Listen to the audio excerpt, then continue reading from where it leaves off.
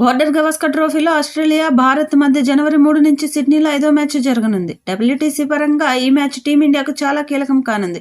ఈ మ్యాచ్లో గెలిస్తే టీమిండియా డబ్ల్యూటీసీ రేస్లో కొనసాగుతుంది. 2025లో టీమిండియాకు సిడ్నీ టెస్ట్ తొలి టెస్ట్ మ్యాచ్ కానుంది. ఇప్పుడు టీమిండియా కీలక ఆటగాడు కొత్త ఏడాది తొలి మ్యాచ్కు దూరం అయ్యే అవకాశం ఉంది. ఇప్పటి వరకు ఈ ఆటగాడు సిరీస్లోని అన్ని మ్యాచ్ల్లోనూ ఆడుతూ కనిపించాడు.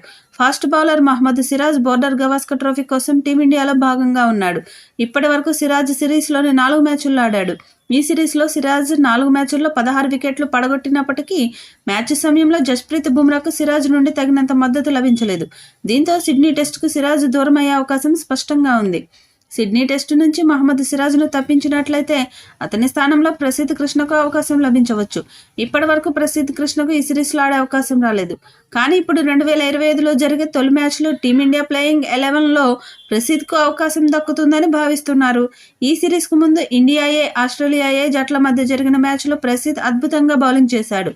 ప్రసిద్ధ్ 2 మ్యాచ్ల్లో అద్భుతంగా బౌలింగ్ చేసి 10 వికెట్లు పడగొట్టాడు. బోర్డర్ గవాస్కర్ ట్రోఫీలో భాగంగా టీమిండియా, ఆస్ట్రేలియా జట్ల మధ్య 5వ టెస్టు సిడ్నీ వేదికగా జనవరి 3న ప్రారంభం కానుంది. ఈ టెస్టుకు ముందు టీమిండియాలో మార్పులు చేయనున్నట్లు తెలుస్తుంది. ఈ సిరీస్లో పేలవ ప్రదర్శన చేస్తున్న రిషబ్ పంత్ను 5వ టెస్టుకు పక్కన పెట్టనున్నారు. పంత్ను పక్కన పెట్టి ధ్రువ్ జురెల్ను తుది జట్టులోకి తీసుకోవాలని టీమిండియా యోచిస్తున్నట్లు తెలుస్తోంది. ఈ 2 మార్పులు జరిగే ఛాన్స్ ఎక్కువగా ఉంది. 4వ టెస్టులో భారత్ ఓడినప్పటికీ నితీష్ కుమార్ రెడ్డి, జస్ప్రీత్ బుమ్రాలు అదరగొట్టిన సంగతి తెలిసిందే. ఈ క్రమంలో వీరిద్దరూ అరుదైన గౌరవాన్ని అందుకున్నారు. ఎంసీజీ విజిటర్స్ బోర్డులో తమ పేర్లను లిఖించుకున్నారు. ఎంసీజీ వేదికగా టెస్టుల్లో పర్యాటక జట్లు ప్లేయర్లు సెంచరీ చేసిన, 5 వికెట్ల ప్రదర్శన చేసిన విజిటర్స్ బోర్డులో వారి పేర్లను నమోదు చేయడం ఆనవాయితీ. భారత తొలి ఇన్నింగ్స్లో తెలుగు కుర్రాడు నితీష్ కుమార్ రెడ్డి సెంచరీ చేసిన సంగతి తెలిసిందే. ఇక బౌలింగ్లో రెండో ఇన్నింగ్స్లో బుమ్రా 5 వికెట్ల ప్రదర్శన చేశాడు. తొలి ఇన్నింగ్స్లో 4 వికెట్లు తీశాడు. ఓవరాల్గా 9 వికెట్లు సాధించాడు. ఫలితంగా వీరిద్దరు పేర్లను విజిటర్స్ బోర్డులో నమోదు చేశారు. దీనికి సంబంధించిన వీడియోను బీసీసీఐ ఎక్స్లో ఉంచింది.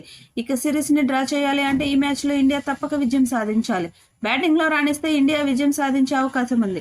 ఈ వీడియోపై మీ అభిప్రాయాన్ని కామెంట్ బాక్స్లో తెలియచేయండి. ఈ వీడియో మీకు నచ్చితే లైక్ చేయండి, షేర్ చేయండి, కామెంట్ చేయండి. మరిన్ని అప్డేట్స్ కోసం మన ఛానల్ని సబ్స్క్రైబ్ చేసుకోండి. అలాగే పక్కనే ఉన్న గంట సింబల్ని గట్టిగా కొట్టండి.